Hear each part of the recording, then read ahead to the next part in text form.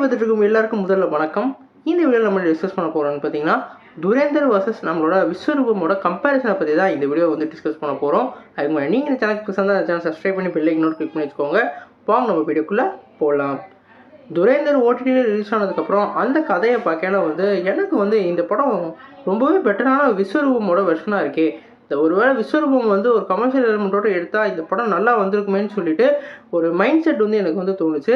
அப்போ தான் வந்து நான் விஸ்வரூபமோட ட்ராபேக்ஸை பற்றியும் அதே மாதிரி துரேந்தரோட அந்த ப்ளஸ் பாயிண்ட்ஸை பற்றியும் வந்து ரொம்பவே ரிசர்ச் பண்ணேன். அதில் எனக்கு தோணுன கம்பேரிசனை பற்றி தான் இந்த வீடியோ டிஸ்கஸ் பண்ண போகிறோம். ஃபஸ்ட்டு வந்து எனக்கு விஸ்வரூபமில் ஒவ்வொரு ஃப்ரேமும் ஒவ்வொரு விஸ்வல்ஸும் பக்காவாக வந்து எடுத்திருப்பாங்க. 13 வருஷத்துக்கு முன்னாடி அந்த படம் வந்து ரிலீஸ் ஆகிருக்கும். குறிப்பாக வந்து அந்த படம் அப்போ ரிலீஸ் ஆகையில் நிறைய பிரச்சனைகளை உள்வாங்குச்சு. குறிப்பாக அந்த படம் வந்து ஒரு கமர்ஷியல் எலிமெண்ட்லாம் இல்லாமல் ஒரு ரா ஃபேஸான ஒரு படமாக இருக்கும். ஒருத்தர் வந்து நம்ம இந்தியா சார்பாக வந்து ஸ்பை ஏஜெண்ட்டாக பாகிஸ்தானில் வேலை பார்ப்பார். அப்போ வந்து அவர் என்னென்ன கலெக்ஷன்லாம் வந்து இன்ஃபர்மேஷனாக கெட் பண்ணுறாரு, அந்த கும்பலை எப்படி வந்து அழிக்கிறாரு, அதுக்கப்புறம் அவரோட பர்சனல் லைஃப் வந்து எப்படி வந்து தலைமுறைவாக இருக்கார், அவரை திருப்பி வந்து எப்படி வந்து அவங்க கண்டுபிடிக்கிறாங்க, இந்த மாதிரி கதைக்களத்தை வச்சு ஒரு நல்ல ஸ்பை த்ரில்லராக வந்து எடுத்திருப்பாங்க. குறிப்பாக சொல்லணும்னா படத்தோட கதையை வந்து அந்த ஜானரே வந்து ஒரு வேற லெவல் ஜானராக இருக்கும். குறிப்பாக சொல்லணும்னா ஒரு நான் லீனியர் அந்த ஃப்ரேம்ஸ்லாம் வச்சு கதையை ரிவீல் பண்ணாத அளவுக்கு ஒரு நல்ல ஃப்ரேம் ஒர்க்காக நம்ம கமல்ஹாசன் பண்ணியிருப்பாங்க. அந்த படத்தை வந்து முதல்ல பட்ஜெட் வந்து ரொம்பவே கூடவே இருந்தது.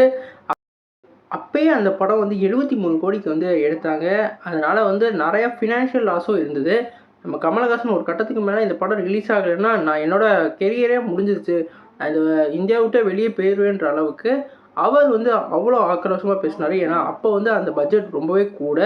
அப்புறம் நிறையா நாள் கழித்து ஓவர்சீஸ்லாம் ரிலீஸ் ஆனதுக்கப்புறம் இங்கே ரிலீஸ் பண்ண விட்டாங்க.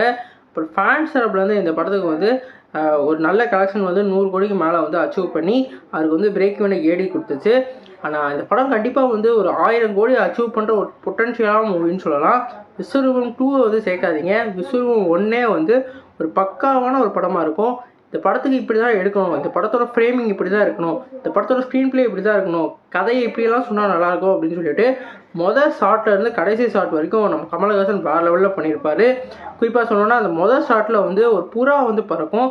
அந்த புறா பறக்கிற ஃப்ரேமை வச்சு அவங்க வந்து அது அவங்க ஒய்ஃபோட அந்த அழுகுறல சொல்லுவாங்க, அவருக்கு மேலே எனக்கு வந்து எந்த ஒரு இதுவும் இல்லை, அதாவது அவங்க கோவலில் எதுவும் இல்லை, ஆனால் எனக்கு வந்து திடீர்னு ஒரு அஃபேர் வந்திருக்கு அப்படின்ற மாதிரி அவங்க ரிவீல் பண்ணுற சீக்வன்ஸ்லேருந்து அந்த புறா அப்படியே வந்து நம்ம கமல்ஹாசனுக்கு வந்து அவங்க இருக்க இடத்துக்கு போய் அந்த சாங்கை வந்து இன்ட்ரோவாக கொடுத்து ஒரு பக்காவான ஒரு லைனோட ஸ்ட்ரக்சராக வந்து ஒவ்வொரு சீனையும் எடுத்திருப்பாங்க.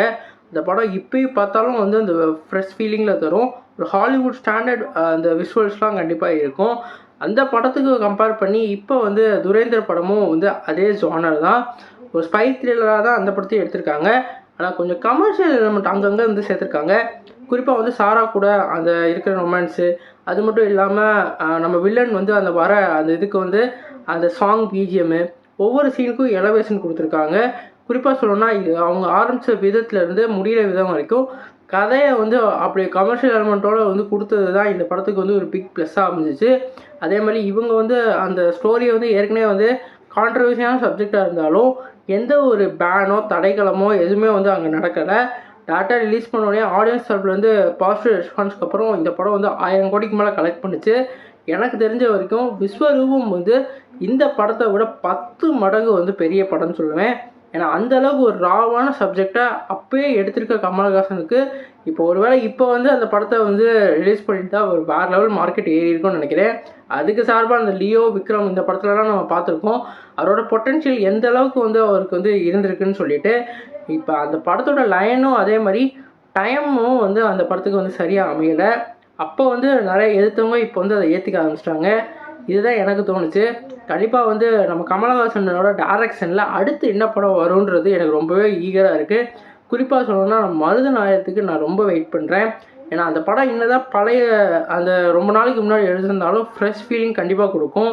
ஏன்னா விஸ்வரூபம் இப்போ பார்த்தாலும் ஃப்ரெஷ்ஷாக இருக்குது. அந்த படத்துக்கு அவர் ரொம்பவே வந்து எஃபர்ட்டும் போட்டிருக்காரு. அதனால கண்டிப்பாக அதோட இதை வந்து ஒரு வெப்சீரிஸாவோ ஒரு கிளிப்பாவோ வந்து லான்ச் பண்ணால் நல்லாயிருக்கும்.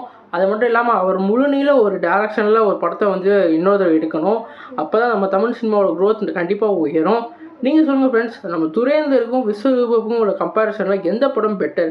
இந்த படத்தில் 2 பேர் கதைக்கிழமை இருந்தாலும் எந்த படத்தோட ட்ரீட்மெண்ட் உங்களுக்கு வந்து பிடிச்சிருந்துச்சுன்னு கமெண்ட் பாக்ஸில் கமெண்ட் பண்ணுங்கள். இந்த வீடியோ உங்களுக்கு ஷேர் லைக் பண்ணுங்கள். இந்த சேனல் பிடிச்சிருந்தா சப்ஸ்கிரைப் பண்ணுங்கள். நன்றி.